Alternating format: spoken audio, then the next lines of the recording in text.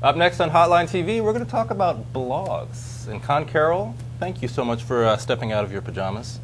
No problem. I try to get out of the house every now and then. We see parents who dream big, of honor students and artists. By supporting programs that help children learn, we help parents watch their dreams come true.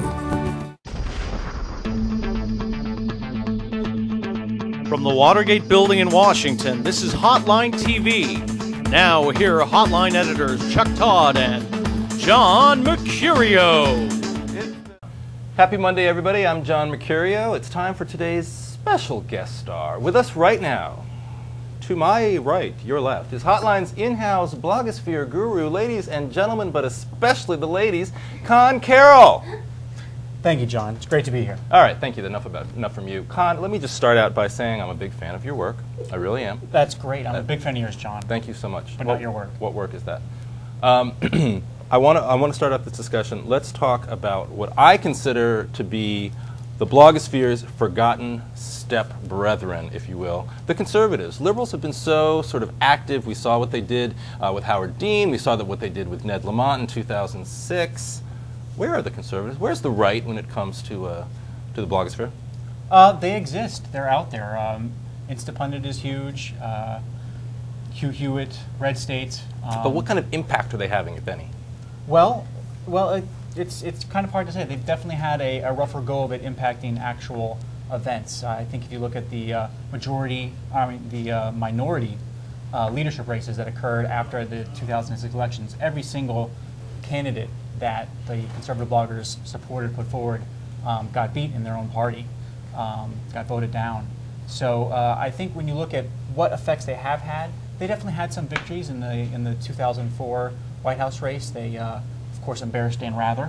Indeed. With Memogate. Mm-hmm. They helped support the SWIFT voters, kept that whole story going, and supported the factual contentions behind John Kerry not being in Cambodia on Christmas Eve.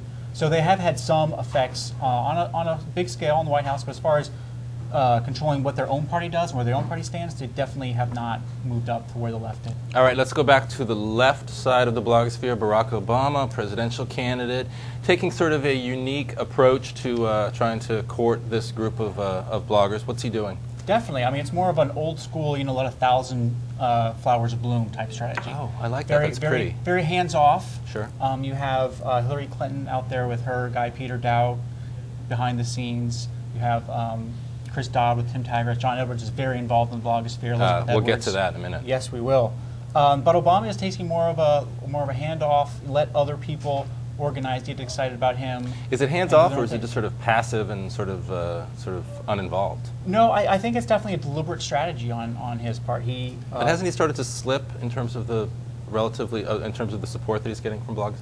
From the blogs, you saw that poll a couple of weeks ago on where Edwards was making gains. Edwards was slipping. Oh, Edwards was slipping. Edwards was slipping. You got that backwards. Wow, I am drunk. You should read the blogometer more often. I do. I try to every once in a while. I think what should be pointed out about Obama is that there really is kind of more of a generational gap in his online support. What you see is that the Howard Dean supporters, the people that support him with Daily Cost, MIDD, if you look at studies of the average readers of those sites, it's usually around 49 years old. We're talking kind of more older, educated set.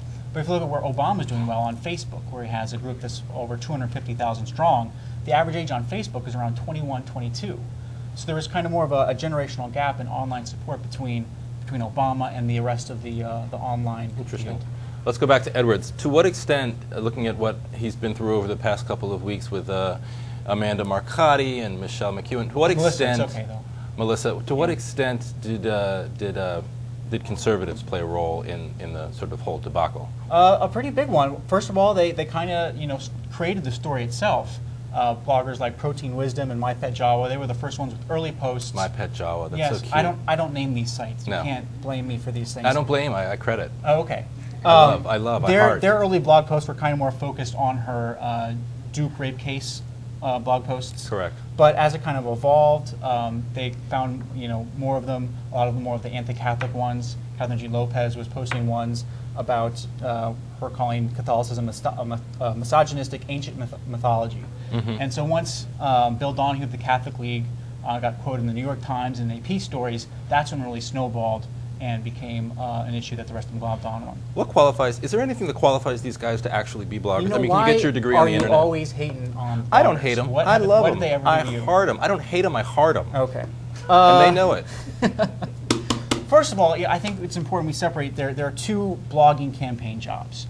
And taking a look at Marcotti and McEwen, you see what that is. Marcotti was actually supposed to be a blogger. She's supposed to be out there on the site, writing about the day's events, putting her personality out there and thoughts, which is very different from what McEwen was doing, which is kind of more behind the scenes, blogger outreach, kind of more tech support. These are what the tools that we're going to use online, kind of more what Peter Dow does for Hillary. Now, what are the skill sets, both of them? You know, it's like journalism. You don't need to be have a degree in anything. What do you mean? I'm highly skilled. Oh, I'm sure you are, John. Well educated. But no, you know, they're just as qualified as you. As me, or are they? As far as I doubt that. As far as the Peter Dow job goes, you need to have strong relationships with a wide swath of your specific blog community for Dow and stuff that's left. Right. If you look at on the right, Duncan Hunter recently hired a right-wing blogger named John Hawkins, who has very strong relationships with a very wide spectrum of bloggers on the right. So it's really kind of that more relationships that is the skill set you need for that job. All right, final question, and we'll just make this one really short. Besides the war, yes, on the left and the right, real quick, 5 seconds, what are the single biggest issues that you find the bloggers paying attention to? On the left, I'd say equality. Equality. Yeah, you see that income inequality. You see that they talk income about. equality, Yes, sure. you see them talk about on free trade, with their strong support of unions, strong support of minimum wage. If you look at Jim Webb's response to the State of the Union, Jim Webb is a huge Network's favorite. Yeah. He focused on the Iraq War and he focused on equality, and that's a big issue for them. On the right, I would say after the war, it would probably be judges. Yeah. The judicial nominations. Judicial nominations, yeah. A big deal. Thank you, Conn Carroll. That'll do it for today's show. Thank you so much for joining us. A great, interesting conversation with the blogometer guru himself. I'm here whenever you need me, John. Conn Carroll. Thanks so much for joining us, and thank you for joining us. We'll see you tomorrow on Hotline TV.